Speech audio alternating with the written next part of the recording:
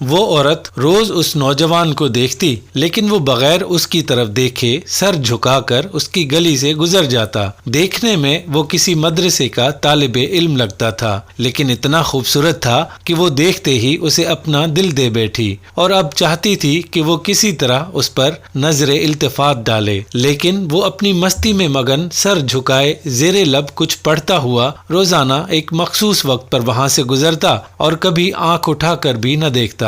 اس عورت کو اب ضد سی ہو گئی تھی۔ وہ حیران تھی کہ کوئی ایسا نوجوان بھی ہو سکتا ہے جو اس کی طرف نہ دیکھے، اور اسے ایسا سوچنے کا حق بھی تھا۔ وہ اپنے علاقے کی سب سے امیر اور خوبصورت عورت تھی، خوبصورت اتنی کہ جب وہ باہر نکلتی تو لوگ اسے بے اختیار دیکھنے پر مجبور ہو جاتے۔ اسے حیرت تھی کہ جس کی خوبصورتی کو دیکھنے کے لیے لوگ ترستے ہیں، وہ خود کسی کو پسند کرے اور وہ مائل نہ ہو، اس کی طرف دیکھنا گوارا نہ کرے۔ اپنی انا کی شکست اور خوبصورتی کی توہین پر وہ پاگل ہو گئی، اور کوئی ایسا منصوبہ سوچنے لگی جس سے وہ اس نوجوان کو حاصل کر سکے اور اس کا غرور توڑ سکے۔ آخر کار شیطان نے اسے ایک ایسا طریقہ سمجھا دیا جس میں پھنس کر وہ نوجوان اس کی بات مانے بنا رہ ہی نہیں سکتا تھا۔ اگلے دن جب وہ نوجوان اس گلی سے گزر رہا تھا تو ایک عورت اس کے قریب آئی اور کہنے لگی، بیٹا میری مالکن تمہیں بلا رہی ہے۔ نوجوان نے کہا، اماں جی آپ کی مالکن کو مجھ سے کیا کام ہے؟ اس عورت نے کہا، بیٹا اس نے تم سے کوئی مسئلہ پوچھنا ہے،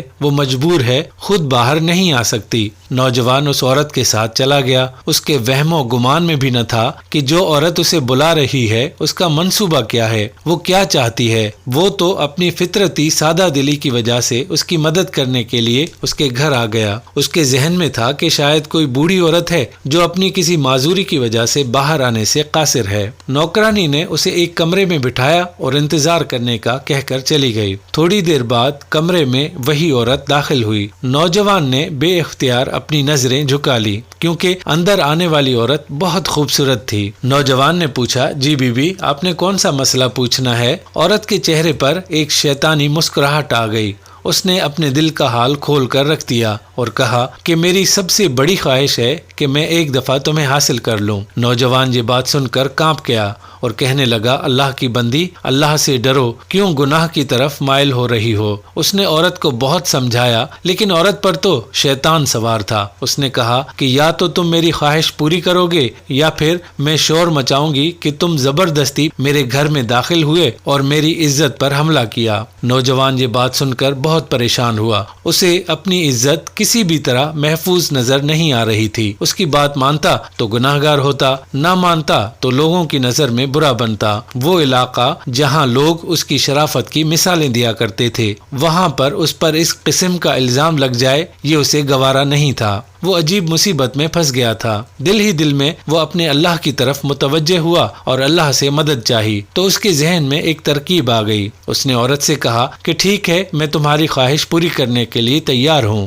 لیکن پہلے مجھے بیت الخلا جانے کی حاجت ہے۔ عورت نے اسے بیت الخلا کا بتا دیا۔ اس نوجوان نے اندر جا کر ڈھیر ساری غلاظت اپنے جسم پر مل لی اور باہر آ گیا۔ عورت اسے دیکھتے ہی چلا اٹھی، یہ تم نے کیا کیا ظالم؟ مجھ جیسی نفیس طبیعت والی کے سامنے اتنی گندی حالت میں آ گئے، دفع ہو جاؤ، نکل جاؤ میرے گھر سے۔ نوجوان فوراً اس کے گھر سے نکل گیا اور قریب ہی ایک نہر پر اپنے آپ کو اور اپنے کپڑوں کو اچھی طرح پاک کیا اور اللہ کا شکر ادا کرتا ہوا واپس مدرسے چلا گیا۔ نماز کے بعد جب وہ سبق میں بیٹھا تو تھوڑی دیر بعد استاد نے کہا کہ آج تو بہت پیاری خوشبو آ رہی ہے، کس طالب علم نے خوشبو لگائی ہے؟ وہ نوجوان سمجھ گیا کہ اس کے جسم سے ابھی بدبو گئی نہیں اور استاد جی طنز کر رہے ہیں۔ وہ اپنے آپ میں سمٹ گیا اور اس کی آنکھوں میں آنسو آ گئے۔ تھوڑی دیر بعد استاد جی نے پھر پوچھا کہ یہ خوشبو کس نے لگائی ہے، لیکن وہ خاموش رہا۔ آخر کار استاد نے سب کو ایک ایک کر کے بلایا اور خوشبو سونگھنے لگے۔ اس نوجوان کی باری آئی تو وہ بھی سر جھکا کر استاد کے سامنے کھڑا ہو گیا۔